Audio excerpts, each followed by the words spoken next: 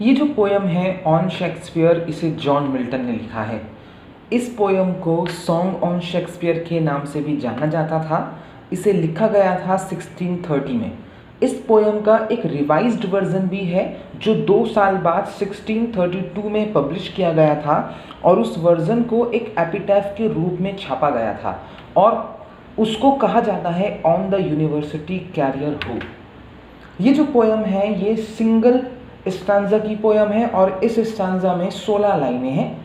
इसकी जो written rhyme scheme है वो है A A B B C D D E E F F G G H H. ये आयम्बिक पेंटामीटर में लिखी गई है, और इसमें हीरोइक कपलेट्स का इस्तेमाल किया गया है। इसको आयम्बिक पेंटामीटर में लिखने का एक रीज़न ये भी है क्योंकि ये श्रद्धांजलि है विलियम शेक्सपियर को, और शेक्सपियर से अच्छा आयम्बिक पेंटामीटर में और कौन लिख सकता था। मिल्टन उन शुरुआती पोएट्स में से एक हैं जो समझ गए थे कि शेक्सपियर का जो इम्प्रेशन है, जो प्रभाव है, वो लिटरेचर के इतिहास में कितना गहरा रहने वाला है। इस पोयम में मिल्टन शेक्सपियर के लिटरेरी वर्क्स की महत्ता, इम्पोर्टेंस को बताते हैं। वो कहते हैं कि शेक्सपियर को किसी भी प्रकार के टॉम या मकबरा बनाने की ज़रूरत नहीं है उनके मरने के बाद उनको दफनाने के लिए, क्योंकि वो अपनी जगह दिल में लोगों के बना चुके हैं।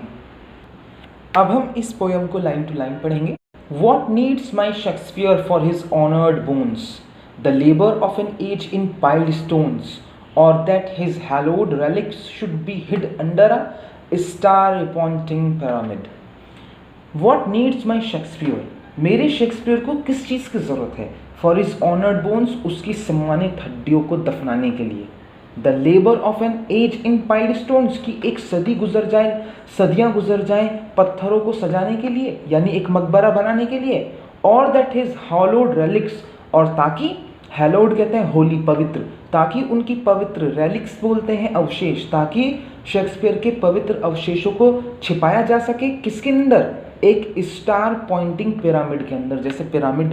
जैसे पिरामिड होता है बिल्कुल इसी तरह से, कि पिरामिड के अंदर शेक्सपियर को रखोगे आप? नहीं। Dear son of memory, great heir of fame, what needst thou such weak witness of thy name. बहुत इंपॉर्टेंट लाइनें हैं दोनों पोयम की। 2 उपाधियां दी गई हैं शेक्सपियर को मिल्टन के द्वारा। पहली सन ऑफ मेमोरी, और दूसरा ग्रेट एयर ऑफ फेम, यानी कि प्रसिद्धि का महान उत्तराधिकारी, महान वारिस। तुम्हें क्या जरूरत है? Weak witness of thy name, तुम्हारे नाम को बनाए रखने के लिए इस कमज़ोर गवाह की क्या ज़रूरत है?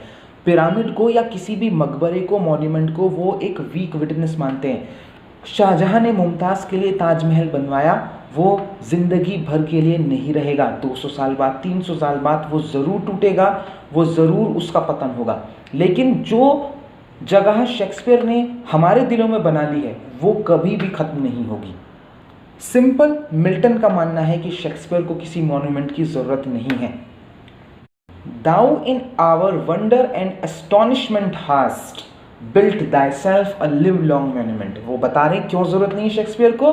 क्योंकि हमारा जो वंडर है, हमारा आश्चर्य हो जाना तुम्हारी कहानियों को पढ़कर, हमारा एस्टोनिशमेंट, जो हमारी भौचक्कापन है, उसने बिल्ट कर दिया है तुम्हारे लिए, हमारे मन में एक कभी ना खत्म होने वाला मॉन्यूमेंट, एक ऐसा मकबरा, एक ऐसा स्थल जहां पर तुम हमेशा रहोगे Shakespeare. For whiles to the shame of slow enduring art the easy numbers flow, and that each heart hath from the leaves of thy unvalued book those Delphic lines with deep impression took, then thou our fancy of itself riving dost make us marvel with too much concealing।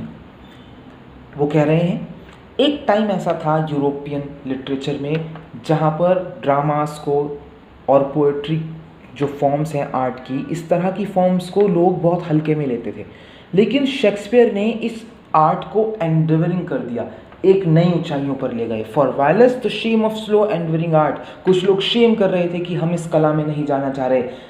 Dai easy numbers flow, लेकिन आपने आसानी से उनके numbers को flow किया, उनकी संख्याओं को बढ़ाया।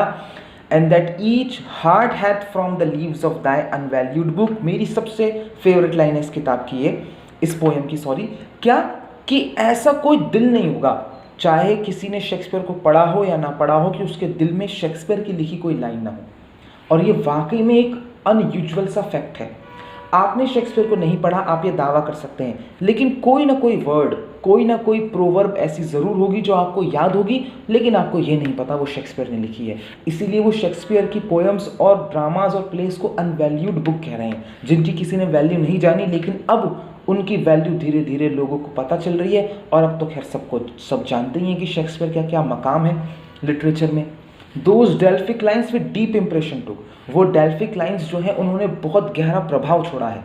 Then thou our fancy of it self believing, और उस वजह से क्या हुआ है कि तुम हमारी कल्पनाओं में बस चुके हो।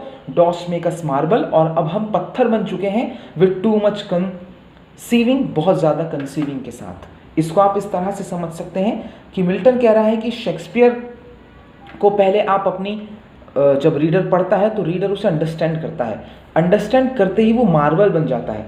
क्योंकि मार्बल बनना, इसका क्या मतलब है कि शेक्सपियर की सारी बातें आपके दिल पर एकदम गहरी छाप छोड़ देती हैं। And so sepultured in such pomp dost lie that kings for such a tomb would wish to die. And so sepulchred in such pomp dost lie, Shakespeare लेटे हुए हैं बड़ी घमंड के साथ एक सेपलकर्ड में। सेपलकर्ड वर्ब बना दी, सेपलकर्ड बोलते हैं कब्र समाधि, एक समाधि में। वो समाधि कैसी है? That kings for such a tomb wish to die, would wish to die, कि राजा, बड़े बड़े राजा भी ऐसी समाधि में मरना पसंद करेंगे, ऐसी समाधि को देखकर मरना पसंद करेंगे जैसी समाधि में इस वक्त विलियम शेक्सपियर लेटे हैं। और वो समाधि कहाँ पर है? रीडर्स के दिलों में।